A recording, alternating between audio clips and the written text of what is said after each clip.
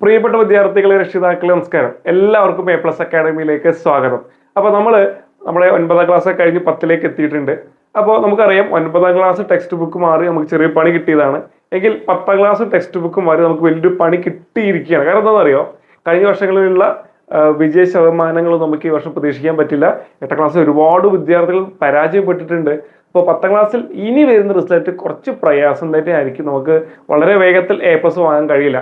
അപ്പോൾ ഇതൊക്കെ മുൻനിർത്തിക്കൊണ്ട് എ പ്ലസ് അക്കാഡമി ഇനി അങ്ങോട്ട് നിങ്ങൾക്ക് ഒരു ഹെൽപ്പ് എന്ന പോലെ, അല്ലെങ്കിൽ ഓഫ്ലൈൻ ക്ലാസ് നമ്മുടെ ഇൻസ്റ്റിറ്റ്യൂഷൻ നടക്കുന്നുണ്ട്, അതോടൊപ്പം തന്നെ ഒരു ഓൺലൈൻ ക്ലാസ്സിന്റെ ഒരു സപ്പോർട്ട് കൂടി നിങ്ങൾക്ക് നമ്മൾ തരികയാണ്. ഓക്കെ, അപ്പോൾ വളരെ സമയം കളയുന്നില്ല, സംസാരിച്ച സമയം കളയുന്നില്ല. ഈ ഫസ്റ്റ് ചാപ്റ്ററിന്റെ പേര് ഞാനിപ്പോൾ പറയുന്നില്ല. പക്ഷെ നമ്മൾ കാര്യം മനസ്സിലാക്കണം, 9ാം ക്ലാസ്സിൽ നമ്മൾ പഠിച്ച ചില ചാപ്റ്ററിന്റെ ബാക്കിയായിട്ടാണ് 10ാം ക്ലാസ്സിലെ ഫസ്റ്റ് ചാപ്റ്റർ സ്റ്റാർട്ട് ചെയ്യുന്നത്. അപ്പൊ അതുമായി ബന്ധപ്പെട്ട ചില കാര്യങ്ങൾ ഇങ്ങനെ പറയാണ്. നമ്മളിവിടെ ഫസ്റ്റ് ഡിസ്കസ് ചെയ്യുന്നത് വളരെ പ്രധാനപ്പെട്ട ഒരാളാണ്. ആരാണോ അറിയോ മക്കളെ? C4 കാറ്റ് ആണോ? അല്ല, C4 എന്താണ്? കാർബൺ ആണ്. എന്താണ് എഴുതിയത്? കാർബൺ 6. കാർബൺ 6 എന്ന് പറഞ്ഞാൽ കാർബണിന്റെ അറ്റോമിക് നമ്പർ ആണ് എന്ത്? 6. നമുക്ക് ഓർമ്മ ഉണ്ടായിരിക്കും അല്ലെ? കാർബണിന്റെ സിമ്പൽ C ആണ്, ആറ്റോമിക് നമ്പർ 6 ആണ്. എങ്കിൽ മക്കൾ നമുക്കറിയാം ഇതിന്റെ ഇലക്ട്രോണിക് കോൺഫിഗറേഷൻ എഴുതാനൊക്കെ നമുക്കറിയാം. എങ്ങനെ എഴുതുക? 2,4. ഈസി, വളരെ ഈസി ആണ്, നമുക്ക് അറിയുന്ന കാര്യങ്ങളാണ്. അപ്പോൾ കാർബണിന്റെ സിമ്പൽ എഴുതി, ആറ്റോമിക് നമ്പർ എഴുതി, 2,4 എന്ന് പറയുന്ന ഇലക്ട്രോണിക് കോൺഫിഗറേഷൻ നമ്മൾ 9ാം ക്ലാസ്സിൽ പഠിച്ച പ്രകാരം എഴുതി.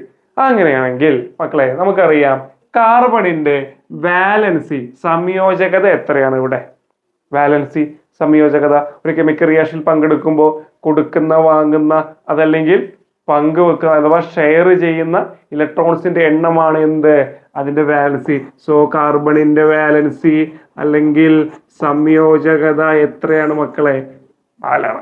അങ്ങനെയാണെങ്കിൽ നമുക്കൊരു കാര്യം പറയാം. എന്താ, നമ്മൾ ഈ ചാപ്റ്റർ പഠിക്കുമ്പോൾ നമ്മൾ ചേർത്ത് പറയുന്ന ഒരു കാര്യമുണ്ട്. എന്താണെന്നറിയോ? കാർബൺ എന്ന് പറയുന്നത്, കാർബണിന്റെ വാലൻസി 4 ആണെങ്കിൽ കാർബണിന്റെ സംയോജകത മക്കളെ പിടിച്ചോ? സംയോജകത എത്രയാണ്? 4 ആണ്. അത് 4 കാലുകളായി അല്ലെങ്കിൽ 4 വരകളായി നമ്മൾ കൊടുത്തു. അതുകൊണ്ട് ഒരു തമാശ രൂപത്തിൽ പറയാറുണ്ട്, കാർബൺ ഈസ് എ നാൽക്കാലി. കാർബൺ എന്താണ്? 4 കാലി. കാർബൺ ഒരു 4 കാലിയാണ്. 4 കാലുകളുള്ള വളരെ സുപ്രധാനമായ കെമിസ്ട്രിയിൽ ഒരു തരത്തിലും മാറ്റി വെക്കാൻ പറ്റാത്ത ഒരുപാട് കോമ്പൗണ്ടുകൾ നമുക്ക് നൽകുന്ന ഒരു പ്രധാനിയായിട്ടുള്ള ഒരാളാണ് ആര് മക്കളെ? കാർബൺ. അപ്പൊ കാർബൺ എത്ര കാലുകളുണ്ട്? 4 കാലുകളുണ്ട് മക്കളെ. 4 കാലുകൾ എന്ന് പറയുമ്പോൾ ഇതൊരു വാലൻസി, ഒരു സംയോജകത, ഒരു സംയോജകത, അഥവാ ഒരു വാലൻസി, ഒരു വാലൻസി, ഒരു വാലൻസി, അങ്ങനെ 4 വാലൻസികളുള്ള വളരെ പ്രധാനപ്പെട്ട ഒരാളാണ് ആര് മക്കളെ? കാർബൺ. അങ്ങനെയാണെങ്കിൽ ഒരു കാര്യം നമ്മൾ മനസ്സിലാക്കേണ്ടത് എന്താണെന്നറിയോ? കാർബണിന് ഒരുപാട് പ്രത്യേകതകളുണ്ട്. എന്താണ്? കാർബണിന് ഒരുപാട് പ്രത്യേകതകളുണ്ട്. നമ്മൾ കഴിഞ്ഞ വർഷം പഠിച്ചിട്ടുണ്ടായിരുന്നു.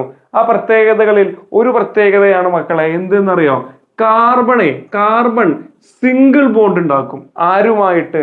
കാർബണുമായി തന്നെ സിംഗിൾ ബോണ്ട് ഉണ്ടാക്കും. കാർബണുമായി തന്നെ മക്കളെ ഡബിൾ ബോണ്ട് ഉണ്ടാക്കും. അതിനാൽ കാർബണുമായി എന്തുണ്ടാക്കും? ട്രിപ്പിൾ ബോണ്ടും ഉണ്ടാക്കും. നമുക്കത് എങ്ങനെ പറയാം മക്കളെ? കാർബണുമായി single bond, double bond, triple bond, അഥവാ ഏകബന്ധനം, ദ്വിബന്ധനം, ത്രിബന്ധനം, ഇങ്ങനെ 3 ബോണ്ടുകൾ ഉണ്ടാക്കുന്ന ഒരു പ്രധാനപ്പെട്ട സ്വഭാവമുള്ള ഒരാളാണ് ആര്? കാർബൺ. അങ്ങനെയാണെങ്കിലേ നമ്മൾ മനസ്സിലാക്കേണ്ടത് എന്താ പറയുക? 9ാം ക്ലാസ്സിൽ പഠിച്ച കാര്യമാണ്, നിങ്ങൾ മറന്നിട്ടുണ്ടാവും. അപ്പൊ നമ്മളെന്താ ഇത്ര നേരം കൊണ്ട് എന്താ പറഞ്ഞേ? Carbon simple C, atomic number എത്ര? 6 ആണ്.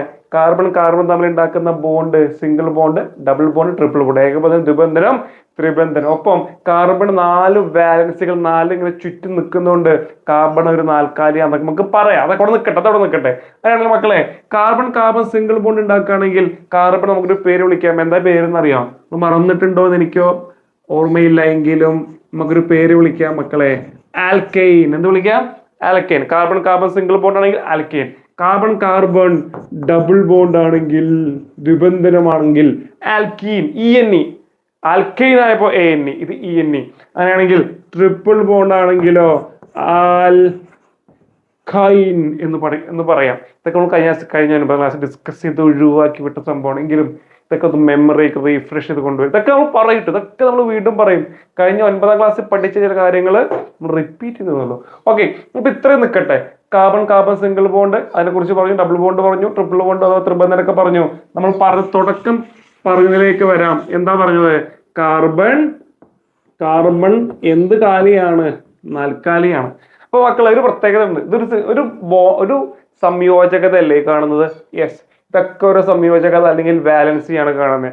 അങ്ങനെയാണെങ്കിൽ ഒരു സംയോജകത ഉള്ള ഒരാളുണ്ട്. ആരാണെന്ന് അറിയാം നമുക്ക്? ഇതാണ് നമ്മുടെ ഹൈഡ്രജൻ. ഹൈഡ്രജനും ഒരു വാലൻസി ഉള്ളത് എങ്കിൽ, അഥവാ ഒറ്റക്കാലുള്ള ഒരാളാണ് ആര്? ഹൈഡ്രജൻ. കാലുള്ള മറ്റൊരാളാണ് ആര്? ക്ലോറിൻ. ഇങ്ങനെ ഒറ്റക്കാലുള്ള ഒരുപാട് ഒറ്റക്കാലന്മാർ നമുക്ക് ചുറ്റുമുണ്ട്. ഇതൊക്കെ നാൽക്കാലിയാണ്. ഒറ്റക്കാലന്മാർ ചുറ്റുമുണ്ട്. ഈ ഒറ്റക്കാലന്മാർക്ക് എന്ത് ചെയ്യുക? ഇവിടൊക്കെ വന്ന് നിൽക്കുക. ആർക്ക് വന്ന് നിൽക്കുക? ഒറ്റക്കാലുള്ള എഫിന് വന്ന് നിൽക്കുക. ഒറ്റക്കാലുള്ള ക്ലോറിന് വന്ന് നിൽക്കുക. ഒറ്റക്കാലുള്ള ആർക്ക് വന്ന് നിൽക്കുക? ഹൈഡ്രജന് വന്ന് നിൽക്കുക.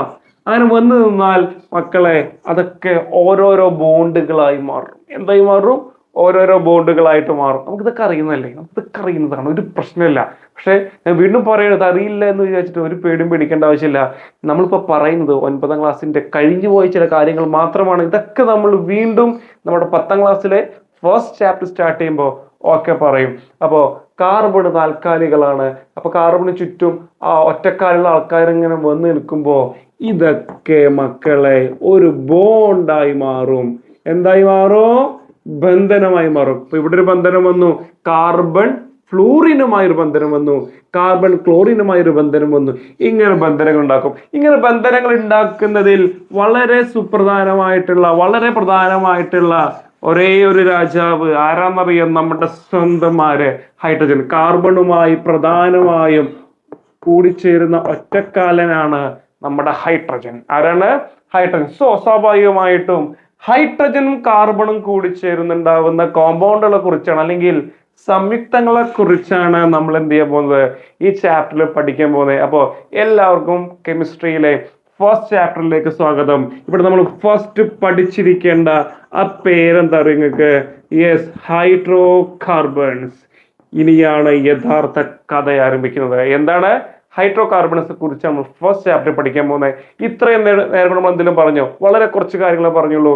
കാർബണിന്റെ സിംബൽ സി ആണ്, ആറ്റോമിക് നമ്പർ 6 ആണ്, വാലൻസി സംയോജകത കാർബണിന്റെ 4 ആണെന്ന് പറഞ്ഞു. അത് മാത്രമല്ല, കാർബൺ സിംഗിൾ ബോണ്ട് ആരുമായിട്ട് തന്നെ ഉണ്ടാക്കും? കാർബൺ തമ്മിൽ ഉണ്ടാക്കും. Single bond, double bond, triple bond, ഏകബന്ധനം, ദ്വിബന്ധനം, ത്രിബന്ധനം. അതോടൊപ്പം തന്നെ ഇതിൽ കാർബൺ പ്രധാനമായും കോമ്പൗണ്ടുകൾ ഉണ്ടാക്കുന്നത് ആരുമായി കൂടി ചേർന്നാണ്?